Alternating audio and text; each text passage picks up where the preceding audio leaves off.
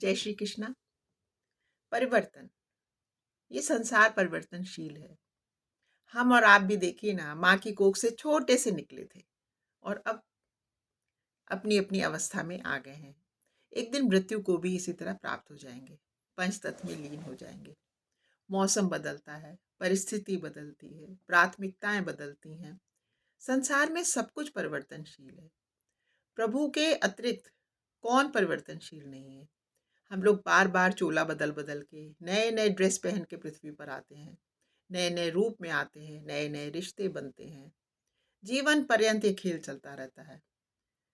और मृत्यु मृत्यु तो अंत है ही नहीं, जैसा कि आप सब जानते हैं। जन्म और मृत्यु का ये चक्र चलते ही जाता है जब तक कि हमारे कर्म अकर्म नहीं हो जाते। तो किसी के जीवन में कभी भी ऐसा नहीं सोचिए कि वो हमसे बात क्यों नहीं कर रहे हैं, या वो अब हमसे उनका संबंध खत्म हो गया, या वो हमारे अब घर नहीं आते। ये बिल्कुल एक, जिसे कहते हैं, प्राकृतिक सी, नेचुरल सी बात है। देखिए, प्राथमिकताएं बदल जाती हैं तो इंसान बदल जाते हैं। बहुत 100 करोड़ में एक दो लोग होते हैं जो हमेशा एक से होते हैं। वो ईश्वर के कोई नेक बंदे होते हैं। अन्यथा तो आप देखिए ना, सब बदल जाते हैं।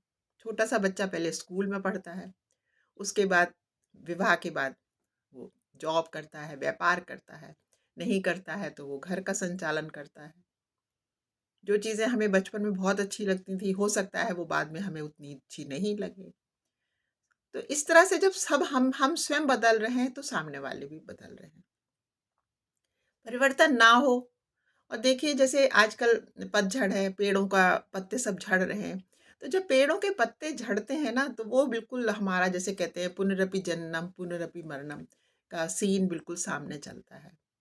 वो झड़े हुए पत्ते कौन होते हैं? वो हम और आप होते हैं। उसके बाद फिर एक नवजीवन होगा, फिर बसंत ऋतु आएगी। तो इस तरह से हमें अपने जीवन में इस तरह से देखना है कि हम एक सफ़र पे हैं और हम सफ़र पूरा करके जाएंगे।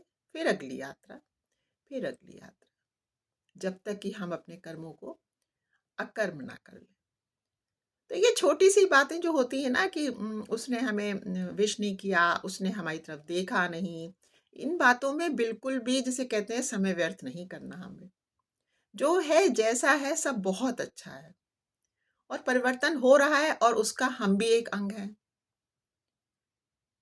थैंक यू फ्रेंड्स, आपने मेरी बात सुनी। आज के लिए बस इतना ही। जय श्री कृष्ण।